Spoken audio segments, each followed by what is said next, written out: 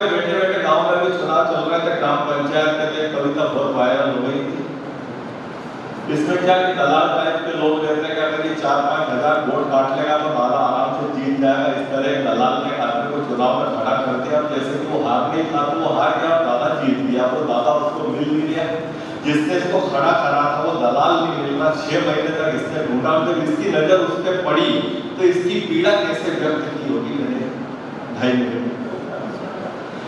ये जैसे ही इसकी नजर उस पे पड़ी है चिल्लाया, क्यों रे चोर, तू चोर, तेरा बाप चोर, लुच्चे हरामखोर, बेवड़े भीतर घाती, क्यों रे उजाले में पंजे अंधेरे में हाथी, साइकिल में पोता कमल में नाती।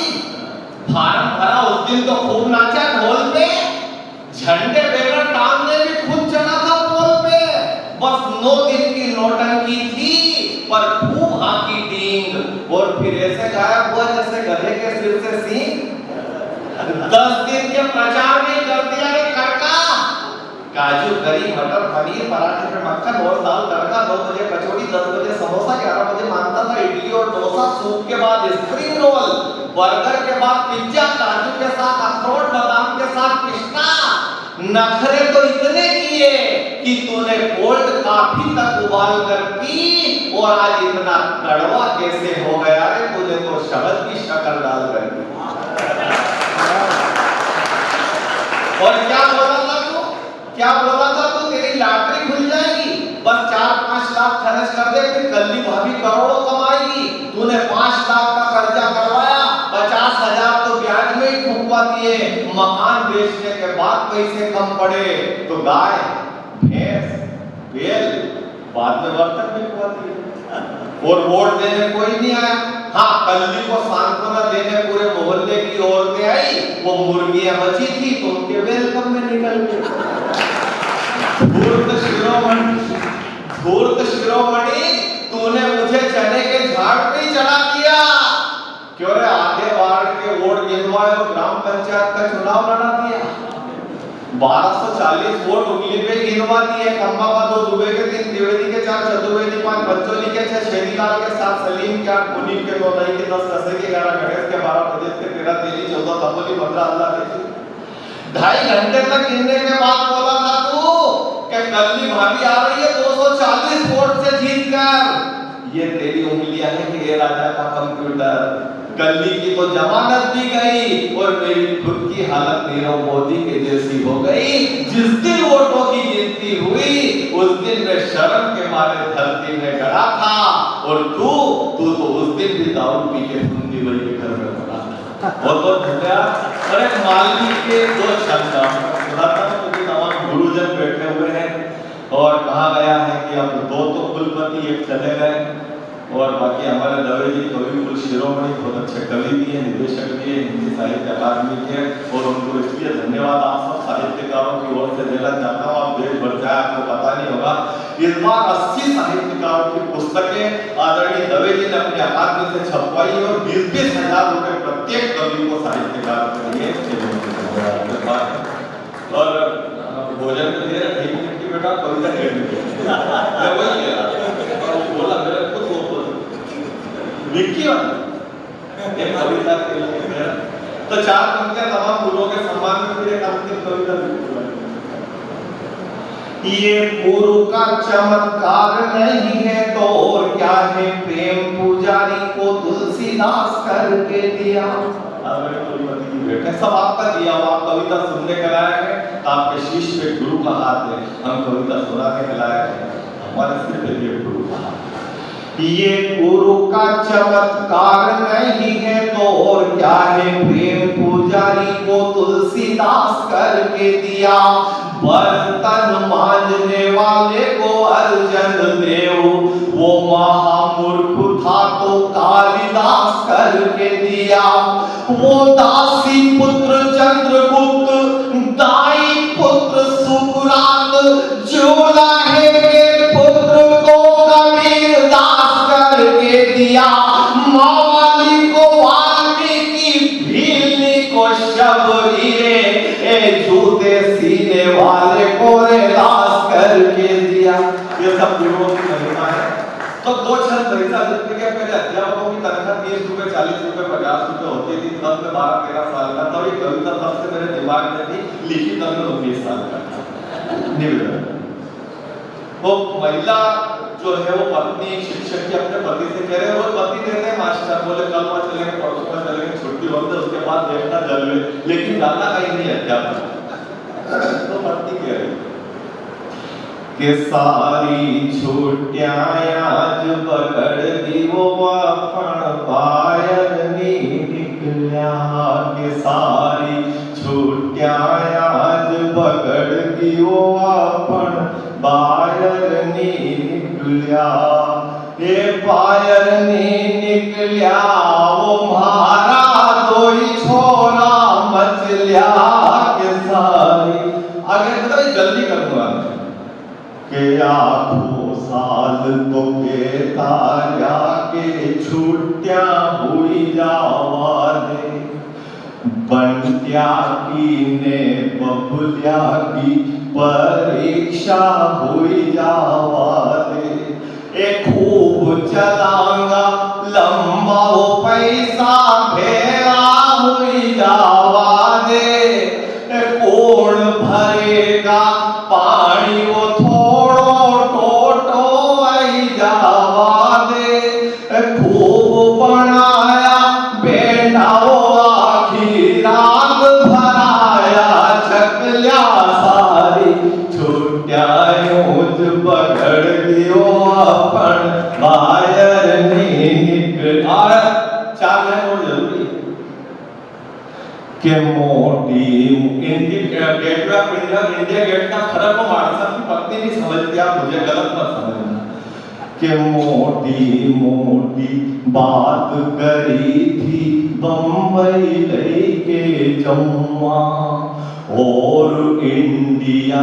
गेट पे सबका फोटो भी खींचूंगा समंदर किनारे नारियल पानी पिलवाऊंगा चौपाटी पे भेलपुरी भी तम सबने खिलवाऊंगा चौपाटी हुई चौपट घर में चौपाटी हुई चौपट घर में सूखा रोटा चगलिया सारी छुट्टियां पकड़ दी वो अपन बायर नी निकले बच्चों की आदत सब बैठे हैं, उन्होंने तो देवपुत्र का संपादन किया। बच्चों की क्या आदत होती है कि अपना कोई नाना आखा मोहल्ला में क्या आया हम तो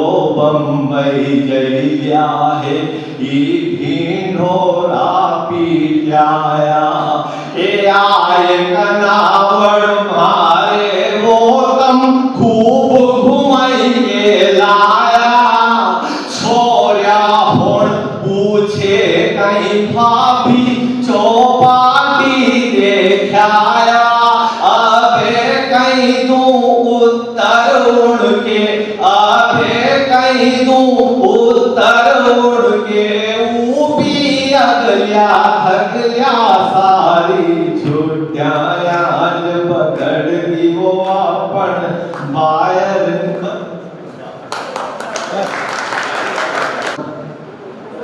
सम्माननीय हमारे पूर्व राज्य मंत्री योगेंद्र महंत साहब, हमारे राठौर साहब समाज सेवी हेमराज जी एवं हमारे बीच से अभी चले गए पांडे सर कुलपति जी कृष्ण विश्वविद्यालय, प्रदेश भर से पधारे हुए हमारे विद्वान सम्माननीय सामने विराजमान श्रोता समाजजन, प्रथम सत्र हमारा समापन की ओर हो चुका है। हम भोजन के बाद में फिर से दूसरे सत्र में यहाँ पर फिर से एकत्रित होंगे, फिर तीसरा सत्र होगा। तो आप सब लोग पधारे, अपना अमूल्य समय निकाल करके बहुत बहुत धन्यवाद, बहुत बहुत आभार। सम्मानित स्वागत करेंगे राम राजेश मिश्र जी का। आदरणीय बहराइच महाविद्यालय मंगलवेढ़ा, जिला सोलापुर, महाराष्ट्र। मेरे शोध आलेख का शीर्षक है हिंदी साहित्य के आधुनिक काल में राष्ट्रीयता। हिंदी साहित्य के आधुनिक काल में राष्ट्रीयता।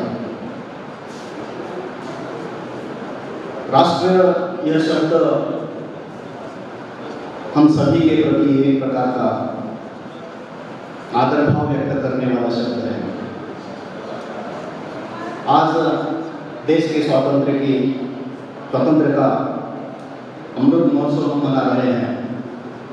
पिछले कई दिनों से देश के प्रति आदर भावना व्यक्त करने के लिए हम सारे भारतवासी जी जान से प्रयत्न कर रहे हैं, कोशिश कर रहे हैं। इस त्योहार को हम मना रहे हैं। हम कहते हैं कि राष्ट्रीयता की भावना हृदयों की वह एकता है जो एक बार बनाने के बाद कभी समाप्त नहीं होती है। हमारे भारत जैसे महान देश में राष्ट्रीय भावना का विस्तृत विवरण हमें अनादिकाल से विभिन्न वैदिक ग्रंथों में अनवरत प्राप्त होता रहा है। वैदिक काल से लेकर प्रबुद्ध मंच को वंदन करती हूँ। समस्त सुधी श्रोताओं और शोधकर्ताओं, समस्त प्रबुद्ध जनों का वंदन करती हूँ। और चूंकि अवसर है राष्ट्रीय स्वतंत्रता का अमृत महोत्सव, तो इस अवसर पर मैं चूंकि हिंदी की शोधार्थी हूँ, तो 4 पंक्तियों से अपनी बात शुरू करती हूँ।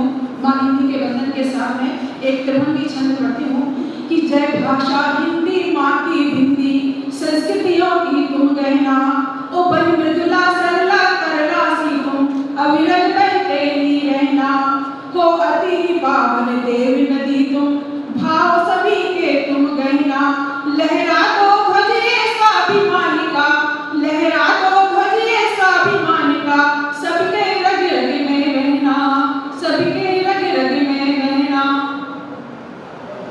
और मेरा जो विषय है शोध का 21वीं सदी के प्रमुख आदिवासी कवियों के काव्य का समग्र अनुशीलन प्रथम 2 दशक के संदर्भ हर जगह हम अपना कहीं लिखा।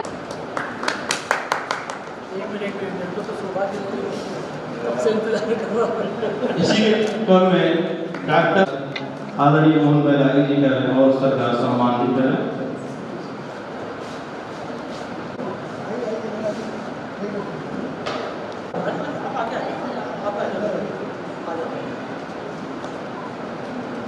आप लोग तालियों से सर का स्वागत कीजिए, तालियों की जरूरत आने दीजिए। हम जिस विक्रमादित्य की नगरी में हैं, हर साल अभी तो मुझे नहीं लग रहा, लेकिन आप निरंतर राष्ट्रीय संगोष्ठी भी कराते थे और वो संगोष्ठी 2 दिवसीय होती थी। बहुत ही अच्छी संगोष्ठी मानी जाती थी और हम लोग उसमें प्रतिभागिता भी करते हैं। विक्रम विश्वविद्यालय के सम्मानित मुलाम शासक प्रोफेसर चिरंजीव कुमार शर्मा जी, विक्रम विश्वविद्यालय के माननीय रजिस्ट्रार साहब डॉक्टर प्रशांत बैरागी जी, उपस्थित सम्मानित विद्वान शोधकर्ता सभी को मैं पूर्व संध्या प्रदान करता हूँ। विषय अक्षर वार्ता की दृष्टि से यहाँ पर विक्रम विश्वविद्यालय की सहभागिता से महत्वपूर्ण विषय रखे गए, जो मैंने डायरी में सभी देखे अच्छे विषय थे। इसी विषय कार्यक्रम में मुझे जो एक आदेश मिला है विक्रमादित्य को लेकर चर्चाएं करना है। विक्रमादित्य नाम जो हमारे बीच में आता है, एक लंबे अरसे से आशा सब्जेक्ट के दौरान संबोधित कर रहा हूँ कि हिंदी अध्ययनशाला के माध्यम से कार्य कर रहा है। 2078 वर्ष पूर्व अगर किसी ने गणतंत्र की चर्चा की है, 2078 वर्ष पूर्व अगर किसी ने जनतंत्र की चर्चा की है, 2078 वर्ष किसी अंतर्राष्ट्रीय शोध संगोष्ठी एवं सम्मान कार्यक्रम मंचासीन हमारे बीच में उपस्थित पूर्व कुलपति जी माननीय प्रोफेसर रामराज मिश्र, विक्रम विश्वविद्यालय के ध्वनि दर्शक और अक्षर वार्ता के मुख्य संपादक प्रोफेसर शैलेंद्र कुमार शर्मा जी, आदरणीय रमन जी,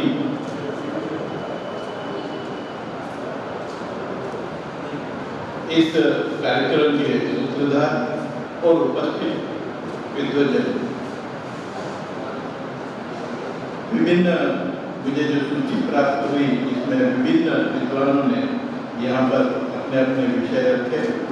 डॉक्टर रोनी मिश्रा, डॉक्टर मोहन जगताप, रागिनी कर्णिका, राजेश रावल जी, और अंत में जिनको सुनने का अवसर मुझे मिला डॉक्टर रमन सोलंकी। इस अंतर्राष्ट्रीय संगोष्ठी जिसका कि निरंतर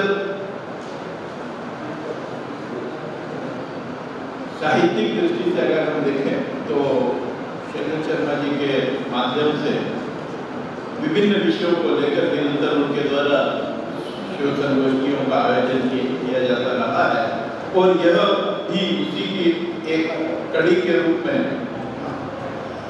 आज यहाँ है। और उसमें विशेषता यह है कि जो विद्वजन है उनमें जो चयनित लोगों को आज अवार्ड भी दिया गया।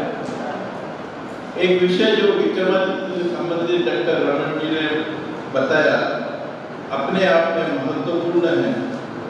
विक्रम विश्वविद्यालय के प्राचीन भारतीय इतिहास विभाग के माध्यम से विक्रमादित्य से संबंधित परंपराओं को लेकर, उनसे संबंधित गाथाओं को लेकर, उनसे संबंधित प्रशासनिक और सामाजिक व्यवस्था को लेकर हम निरंतर चिंतन करते रहे हैं। और अब वह समय आ चुका है कि जिसके द्वारा न केवल हम ये कह सकते हैं कि 57 ईस्वी पूर्व के वह शासक जिसने कृषकों को उज्जैनी से भगाया था, न केवल उज्जैनी से बल्कि मथुरा तक उसने उनका पीछा किया था, वो शासक उज्जैनी का शासक वीर विक्रमादित्य रहा था। इससे पूर्व में अनेक विद्वानों ने अनेक शंकाओं के माध्यम से, अनेक प्रमाणों के द्वारा यह सिद्ध करने का प्रयास किया था कि विक्रमादित्य नाम का शासक उज्जैनी का नहीं है, बल्कि यह विरुद्ध है। किंतु आज प्रमाणों के साथ पुरातत्वीय शोधों के माध्यम से हम यह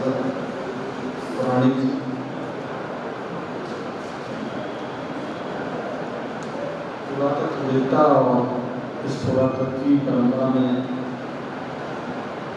पूज्य गुरु जी वाकणकर जी के परंपरा का संवाहक, बल्कि आज के समय में उनकी प्रतिनिधि डॉक्टर रमेश,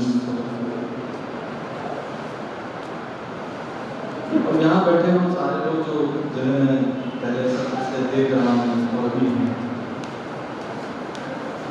मैं कुछ ऐसा बोलना चाहता हूँ जिस पर आप लोग थोड़ा सा खिन्न भी हो सकते हैं, और लेकिन मुझे माफ कीजिए, मेरे मन में विचार है कि बोलूँगा।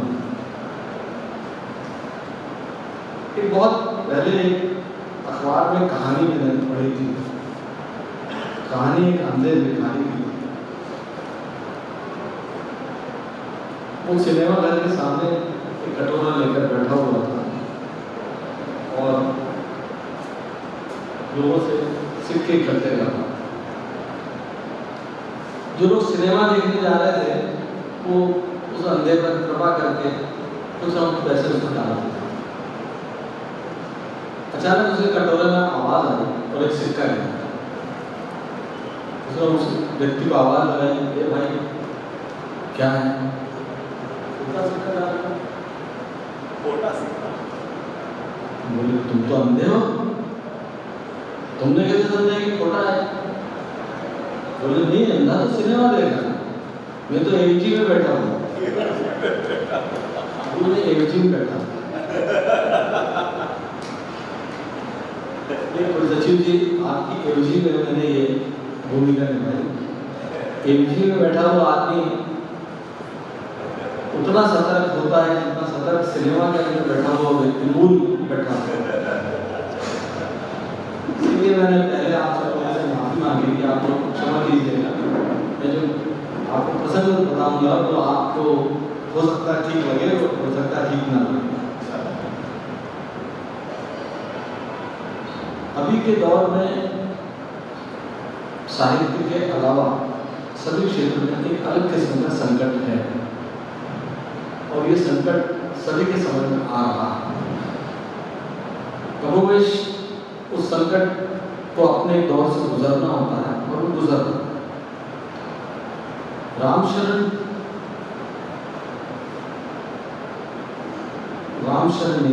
जयप्रकाश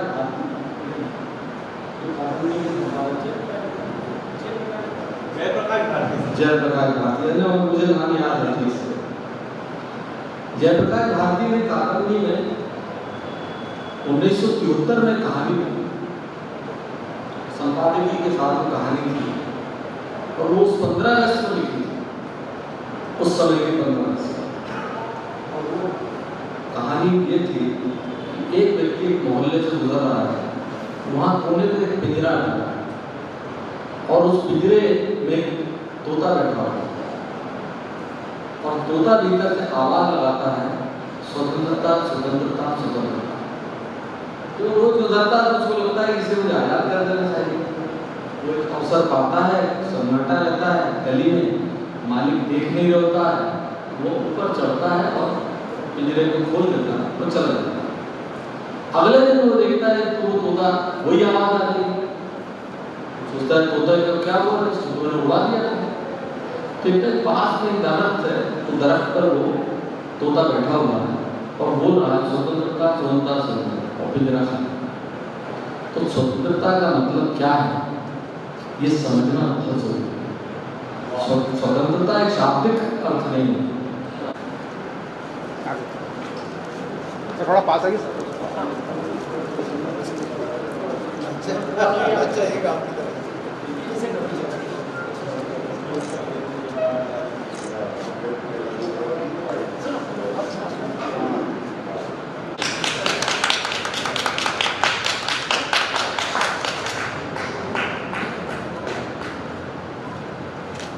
वैष्णव जी